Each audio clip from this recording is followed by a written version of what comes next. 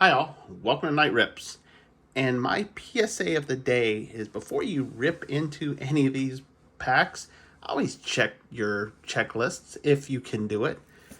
For example, I will say, today we're going to open up 6 more packs of this 96 Upper Deck. I have ripped 6 packs of this before. And what I was thinking was some of the inserts, because it is the 90s, it is insert mania time. But instead of there was subsets in this set that honestly were so nice, I thought they were actually insert sets. I should have checked numbers. But yeah, everything we pulled in this, we actually didn't pull any of these special insert cards. So it doesn't surprise me because, the future stock prospects, yeah, we should get 4. We didn't see any of those. But the blue chip prospects, the power driven, even the predictor cards, the predictors should have 2 per box. Future stock 6 or 4 per box. Everything else is actually kind of rare. So let me put this aside. I got 1, 2, 3, 4, 5, 6 packs here. We're gonna go ahead and get ripping. I mean, don't get me wrong. I thought that they are extremely nice cards, even the inserts. And when your inserts are so nice, your subsets are so nice you think they're inserts, it tells you how nice of a product it is. Upper Deck made some nice products. So, before we get going, let me go ahead and invite you to join the channel. Hitting that subscribe button below. Maybe next time I won't make the same mistakes. I don't know. Now I probably still will. And also hit that notify bell. So let's zoom in and let's see how confused I can get once again. All right. So we started off. Now this is one of those subsets that I got mistaken about, but this one is actually one we've already pulled. This would be that Young of Heart subset. And if I would have actually looked at it, I would have noticed that there was a base number on it, not an insert number. So my bad. Won't make the mistake with this product again. There's Ken Caminiti and Andre Dawson. Of course, once again, Young of Heart subset. I will still say these are very nice cards. I mean, they are glossy. The Beat the Odds was another one of those subsets. Who's this? Trying to see. Ron Gant. Definitely looks a lot different than he does when he broadcasts on Fox 5 Atlanta today. But that's pretty cool. Another subset we made a mistake on. But they are still such nice cards. James Moulton. It's a total of 240 cards in this set, to include all those inserts. There's BJ. Of course, Brian Jordan was a 2-sport player. The Cardinals actually made him leave football, but he's now actually one of the broadcasters for Braves baseball, because he was with a Braves for a while too. Mike Morgan. Ken Caminiti, I think we just pulled him actually. And Mike Lansing. And honestly, even this copper foil at the bottom, this is actually embossed. And it's embossed there too. Nice set. This is a pretty set. Let's go ahead and see what we find in pack number 2. Now, of course, unlike a lot of the Upper Deck we've opened earlier, the 90, 91, 92, there is no autos in this. It's Harold Baines, Young at Heart. And Harold Baines, Young at Heart. Wow, back-to-back. Collator terrible today. This should be one of the Star Rookies, which I got confused. The Star Rookies is different than the prospects. And this time, Chris Snopek. Bobby Higginson. This Jeff Reardon, or Branson, sorry. Trying to read upside down. Mark Petkosek. Jim Bollinger. Chris Gomez. Who's he? Can't really tell who that is. Almost looks like Goodwin or something. I don't know. And then we end it with Ariel Brito with his Major League debut logo here. Nice. And it's embossed also. I mean, these cards, they were all stamped. Pretty neat. Pack number 3. Yeah, now that I know those are just inserts and not the base, it's kind of a little bit of a letdown. Greg Gagne. But these are nice. Oh, well, we did get a future stock prospect. And this one, I will say, first off, who is it? It's Chris Snopek. You can see it actually has FS18. So this would be an insert number. And to be a little bit different, it's also a die cut. And it's honestly a very nice card. Look at that. Future stock prospects. Now, it's not the blue chip. The blue chip is going to be the harder one to get. And honestly would have the better players. You know, that's the one that has A-Rod, has Jeter, has Chipper. There's a postseason checklist. This would be, who is that? Mike Devereaux. Okay. Not too bad. But that is another insert set. And we got a Hideo Nomo. Now, Hideo Nomo was a young start. I think he's actually in the blue chips also. But he's got to beat the odds. Of course, this is another subset. We got a young Sean Green. Stuck to somebody. He was a good player. Didn't quite... I mean, he did okay.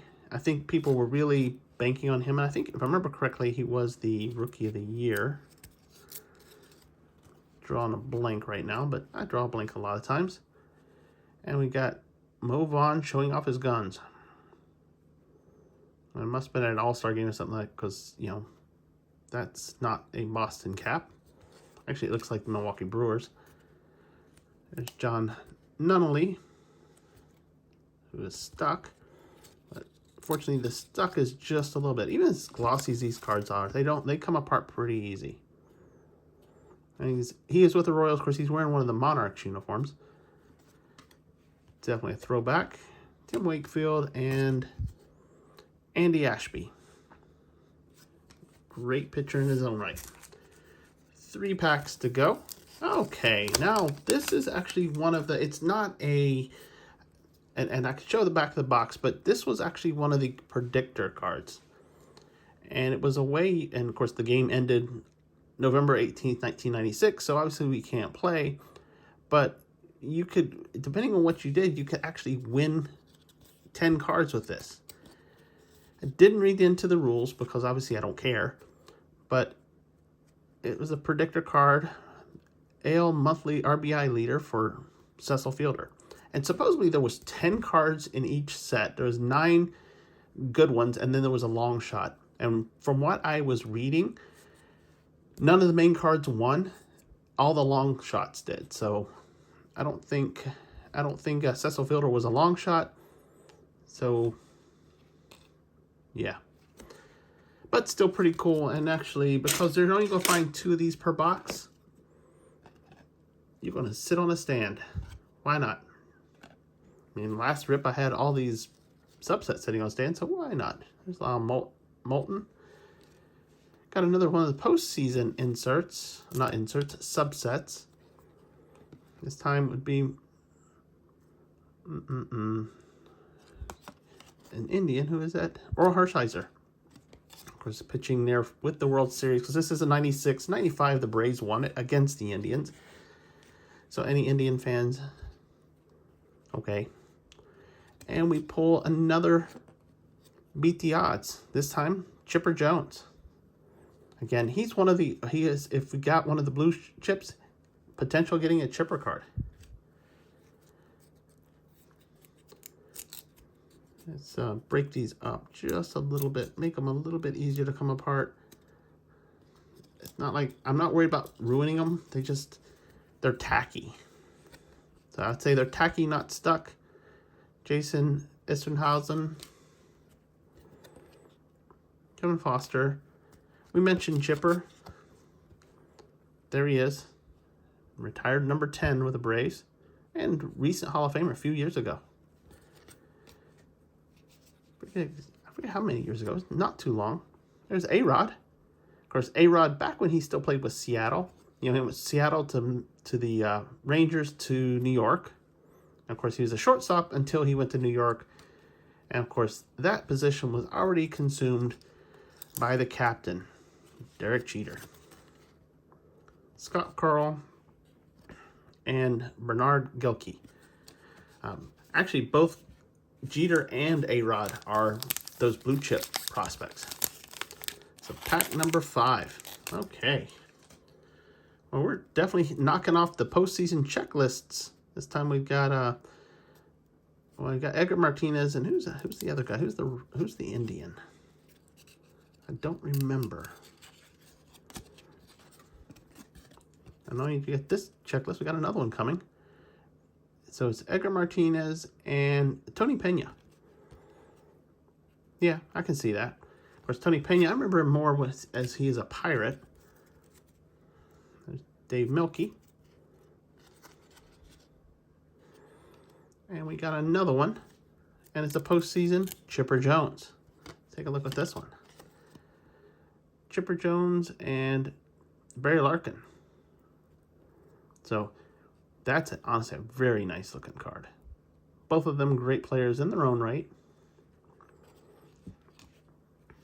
Just Chipper Jones a little bit better, in my opinion. If you don't agree, drop it in the comment section below. We got another Beat the Odds, Tim Wakefield. So this is definitely the subset packs, because we got a lot of Beat the Odds. Odds may start rookies, but we got a lot of postseason. Stan Belinda. Got Jim Edmonds. Left fielder for the Angels, of course. Paul O'Neill.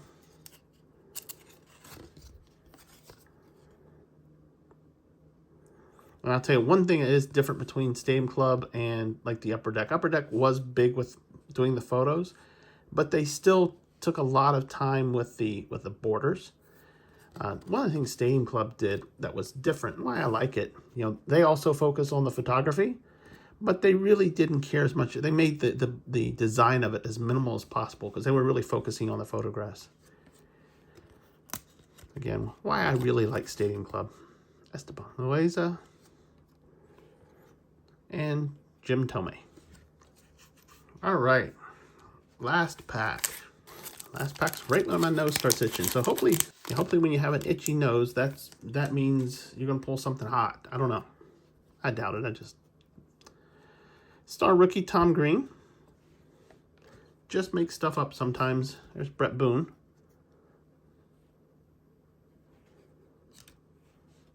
Chuck Carr. We got Todd Green again. So collator for Upper Deck still not as good as it could be. I mean, we've seen that before. Andy Bennis. That was always a problem with Upper Deck. Brett Saberhagen, of course, this time with the Rockies. We got Andy Pettitte. Interesting to see his major league debut on this, because Pat Pettitte retired quite a while ago. We got a Tom Glavine. I should know better.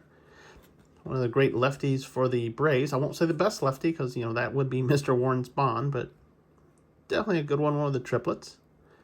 And we end it with Manny being Manny. Manny Ramirez. Of course, Manny is another one there in the 90s that kind of got into a little bit of trouble, you know, with some of the enhancements that he had got. So let's go ahead and do a quick recap. Obviously, now I can actually call these out. These are subsets. So the Beat the Odds subsets, we did pull 4 of those.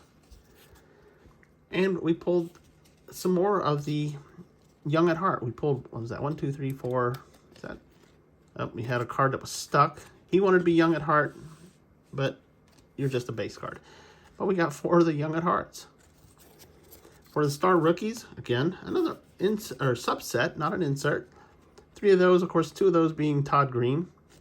So we got a double green. And this one was the one that actually had a lot of the prospect or postseason checklists. You know, especially, I thought we had another one. Huh. We did. I don't know where it went, but it's in here somewhere. Probably put it in my base set. I don't know. But we did pull, finally, 2 of the inserts. From the predictors, this would be a game that you could win up to, or you win 10 cards if you had the right cards. And of course, I didn't read the rules because honestly, they don't pertain. This expired in November of '96. It's neat to get the predictor cards, but you know, can't win the prizes. But we got Cecil Fielder. And then finally, we did finally pull one of the future stock prospects. This is not one of the blue chips. This is one of the future stocks die cut of Chris Snopek. The blue chips are basically one in every 2.5 boxes. There should be 4 of these in this box. So that's it. So hopefully you enjoyed this one. Obviously it don't sound as exciting as what I did last time whenever I thought all those subsets were insert sets and we were just going crazy.